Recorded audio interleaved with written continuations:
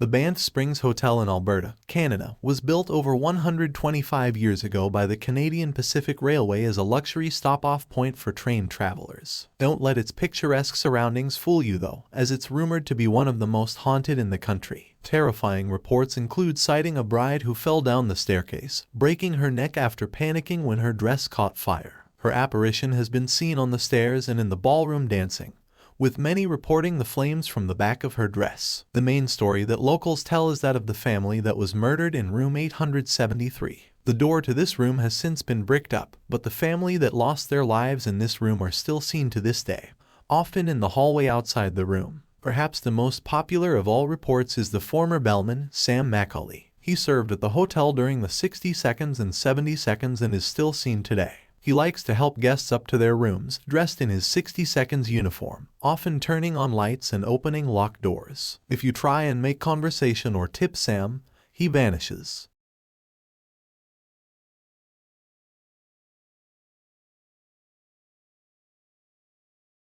The Castle of Good Hope was built in the 17th century by the Dutch East India Company. It's the country's oldest colonial building, originally serving as a replenishment station for ships passing the treacherous waters of the Cape. The first reported paranormal occurrence was when the apparition of a tall gentleman was seen in 1915 on one of the castle's ramparts. The man wasn't seen again until 1947, when he was seen regularly over 2 weeks. He would be seen jumping off the side of one of the castle walls and walking between the bastions Leerdam and Orange. One of the most popular stories associated with the castle involves the former Governor Pieter Gisbert van Noot. He died on the 23rd of April 1728, the same day he had sentenced 7 soldiers to death after they were caught attempting to desert the military. It's believed one of the soldiers placed a curse on him and demanded he come to watch the execution, which he didn't. Later that day, Van Noot was found dead, slumped over his desk with a look of terror on his face. Another famous haunting is the Lady in Grey. She has been witnessed running through the castle,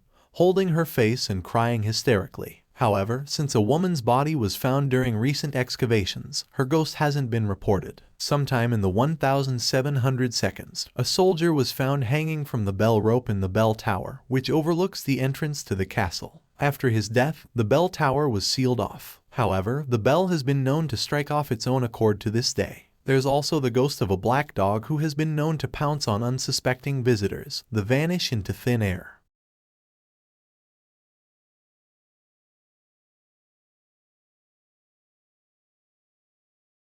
Originally built in the 11th century as a castle by the Counts of Anjou, Château de Brissac was rebuilt in 1502 by Charles II, Duke of Brissac, who gave its name. This noble castle is the tallest in France, and it exudes old-world charm, but one of its past residents has shocked more than one visitor. A double murder in the 15th century within the castle walls has resulted in one of the most famous ghosts of the Château de Brissac, that of the La Dame Verte, or Green Lady. The current residents have become accustomed to her roaming the rooms, but she has scared many guests. She is often seen in the tower room of the chapel, wearing her green dress. What's terrifying, however, is her face. If she looks at you, you'll see that her face has gaping holes where her eyes and nose should be, resembling what a corpse would look like.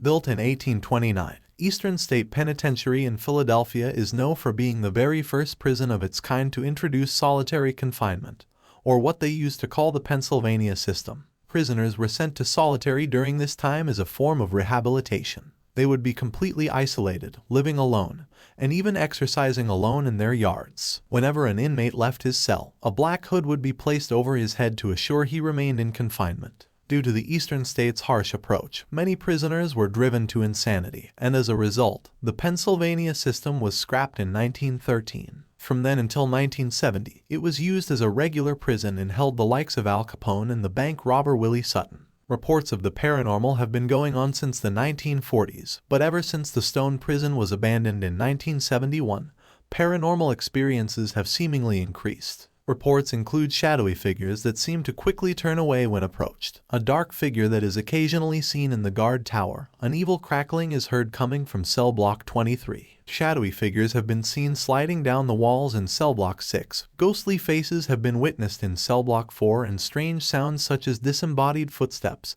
distant talking, and banging of cell doors have also been heard.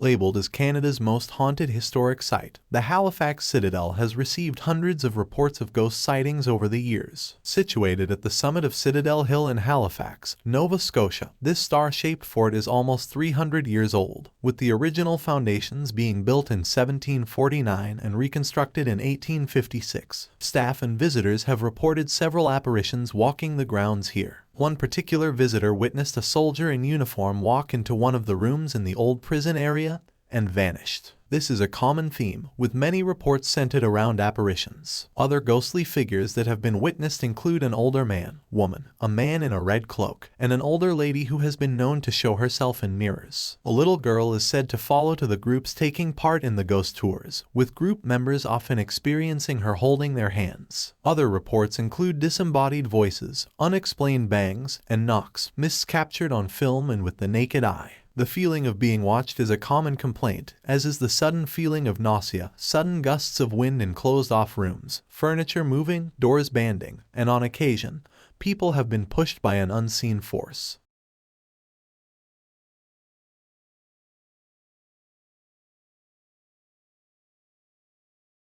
Located in Lake Texuilo in Xochimilco near Mexico City, the island of La Isla de las Muñecas is undoubtedly one of the strangest haunted locations. In the 1950s, Julian Santanbarra moved to the island. Julian was unaware of the area's dark history when he moved there to become a hermit. Legend says 3 young girls were playing near the water in the 1920s when one of the girls fell in and drowned in the murky waters. Locals believe that the young girl's spirit had been unable to leave the island ever since her death. It soon grew quite a reputation as a haunted place, and locals wouldn't go near it at night for fear of what they may see. Julian claimed that a little girl began speaking to him as soon as he moved on the island. The girl told Julian how she had died and was trapped on the island. He began to get the dolls for this little girl, often selling off fruit and vegetables that he had grown on the island to buy old dolls for her to play with. Julian later told his nephew that it was becoming more difficult to appease the young girl's thirst for these dolls, with him seemingly worried that she wanted him to join her in her watery grave. The same day he had this discussion, his nephew returned to the island when he found his uncle face down in the canal. His body was in the same spot where the little girl had drowned 70 years before. Today, tourists to the island often speak of the doll's eyes following them.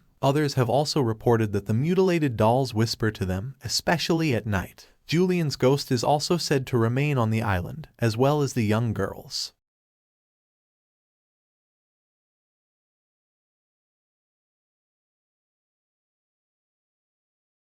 Lawang Su was built in 1917 by the Dutch East Indian Railway Company during World War II. The Japanese occupied Indonesia, and Japanese forces took over Lawang Su. When the Dutch retook Semarang in October 1945 at the Battle of Semarang, Dutch soldiers used the tunnel underneath the building to sneak into the city. A struggle ensued, and numerous Indonesian soldiers were killed and 5 employees. The basement of the B building was used as a prison, where many people were treated harshly, with many of them being executed. Lawang Su is believed to be the most haunted place in Indonesia, with many tourists visiting the beautiful building to hopefully catch a glimpse of the paranormal. Among the many ghosts that have been reported here, the most popular and often cited spirit is the Dutch woman. She committed suicide there and was captured on film during a TV program.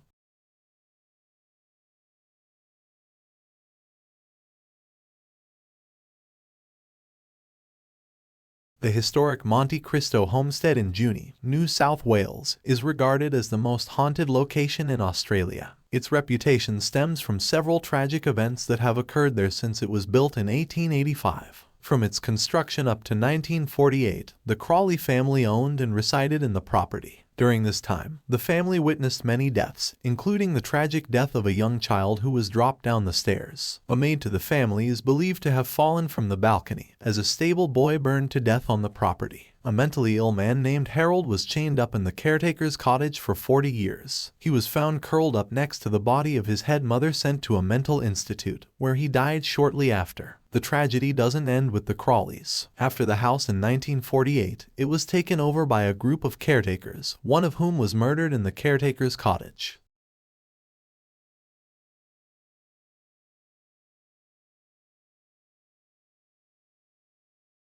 With a history of torture and execution going back over 900 years, the Tower of London is regarded by many as one of the most haunted places in England. It was originally built in 1078 by William the Conqueror, and has served a significant role in the history of England ever since. There has been many reports of the paranormal at the Tower of London over the years. The most famous of all ghosts that live within its wall is Anne Boleyn's ghost, the wife of King Henry VIII.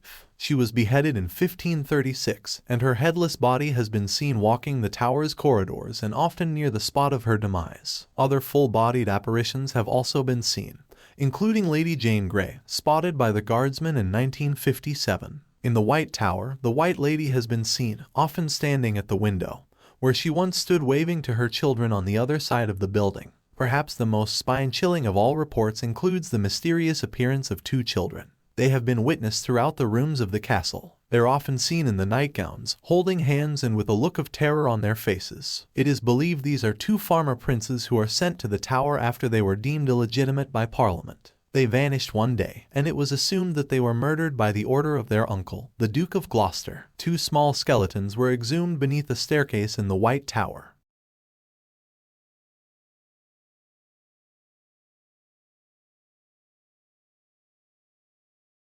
Waverly Hills was originally a two-story wooden building that was opened in 1910. However, the building you see today was constructed in 1926. It served as a tuberculosis hospital throughout the early to mid-20th century, when the disease was at its worst. It is believed that as many as 63,000 patients died there. The death toll and the supposed mistreatment and questionable experimental procedures on patients are all recipes that may be behind one of the most haunted buildings in the whole of the U.S. The Waverly Hills Sanatorium has built quite a reputation over the years as more and more people are allowed to investigate the premises. This has thrown up some incredible evidence over the years. There are vast amounts of varying reports, including full-bodied apparitions, fleeting shadows, screams from empty rooms, footsteps, sudden cold spots, and disembodied voices, among many others.